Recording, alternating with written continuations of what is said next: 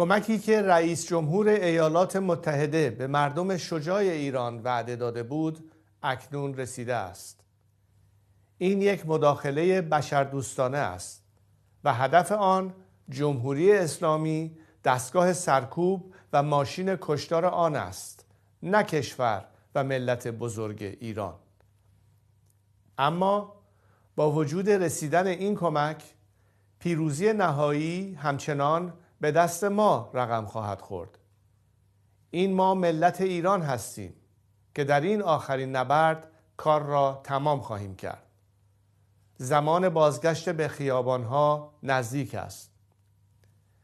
اکنون که جمهوری اسلامی در حال فروپاشی است، پیام من به نیروهای نظامی، انتظامی و امنیتی کشور روشن است. شما سوگند خورده اید حافظ ایران و ملت ایران باشید، نه حافظ جمهوری اسلامی و سرکردگانش.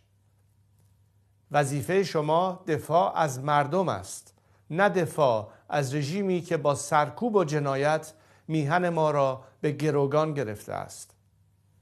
به ملت بپیوندید و به یک گذار باثبات و امن کمک کنید. در غیر این صورت با کشتی در هم شکسته خامنه‌ای و رژیمش غرق خواهید شد. و پیام من به رئیس جمهور ایالات متحده پرزیدنت ترامپ این است: ملت شریف ایران با وجود سرکوب و کشتار وحشیانه این رژیم نزدیک به 2 ماه با دلاوری ایستادگی کرد. اینک از شما می‌خواهم بیشترین احتیاط ممکن را برای حفظ جان غیر نظامیان و هممیهنانم به کار ببرید. مردم ایران متحدان طبیعی شما و جهان آزادند و یاری شما در سخت‌ترین دوره تاریخ معاصر ایران را فراموش نخواهند کرد. و به شما هممیهنان عزیزم در ایران، در این ساعتها و روزهای حساس بیش از هر زمان دیگر باید بر هدف نهایی خود متمرکز بمانیم: باز پس گرفتن ایران.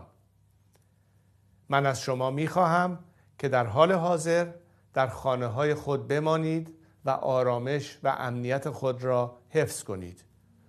هوشیار و آماده باشید تا در زمان مناسب که به طور دقیق به اطلاع شما خواهم رساند برای اقدام نهایی به خیابانها بازگردید.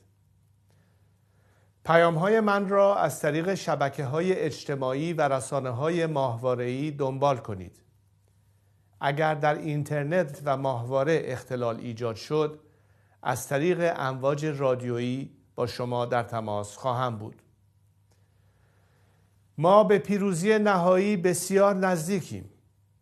می‌خواهم هر چه زودتر در کنار شما باشم تا با هم ایران را پس بگیریم و دوباره بسازیم. پاینده ایران.